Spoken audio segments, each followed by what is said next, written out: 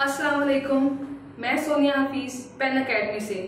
आज के सबक में बात करेंगे ज्योमेट्री की चंद बुनियादी इश्काल की, जो हैं नुक्ता, किताखत, खत और शुआ।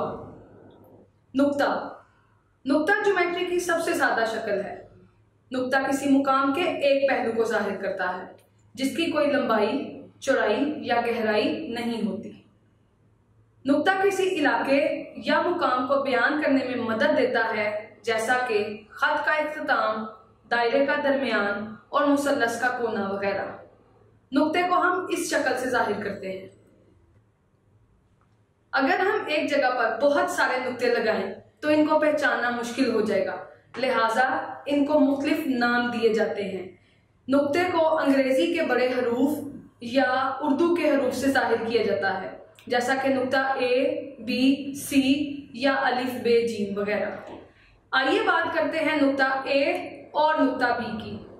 अगर नुक्ता ए को नुक्ता बी से कम फासले पर मिलाया जाए तो हासिल शुदा शक्ल क्या कहलाती है? खत ए बी? जी नहीं। एक नुक्ते को दूसरे नुक्ते से मिलाने से एक किताखत बनता है। हर किताखत का एक आगाज होता है और एक इख्तिताम होता है। जैसा कि नुक्ता ए को नुक्ता बी से मिलाने से किताखत ए बी हासिल हुआ। खत ज्योमेट्री की एक खास शक्ल है। अगर किताखत को दोनों तरफ लामुतनाही तौर पर या लामहदूद हद तक बढ़ा दिया जाए तो हासिल शुदा शक्ल को खत कहते हैं, जैसा कि शक्ल में जाहिर हो रहा है। यह है खत ए बी। खत के दोनों सिरों पर तीर के निशान बनाए जाते हैं। किताखत और खत के अलावा एक और ख़ास शक्ल है जिसे शुआ कहते हैं। शुआ का एक सिरा होता है जो इसका आगाज होता है और दूसरा सिरा लामतनाही हद यानी लामहदूद हद तक बढ़ाया जा सकता है। इस सिरे पर तीर का निशान लगाया जाता है, जैसा कि शक्ल से जाहिर है। हमारे पास 6 नुकात हैं, ए, बी, सी, डी, ई और एफ।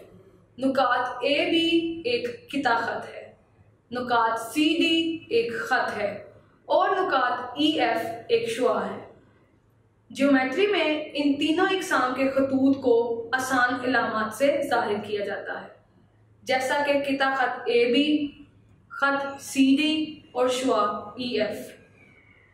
दी गई इश्काल नुक्तों के मिलने से बनी है और हर नुक्ते का अलग नाम है, जैसा कि ए, बी, सी, डी, ई, एफ वगैरह।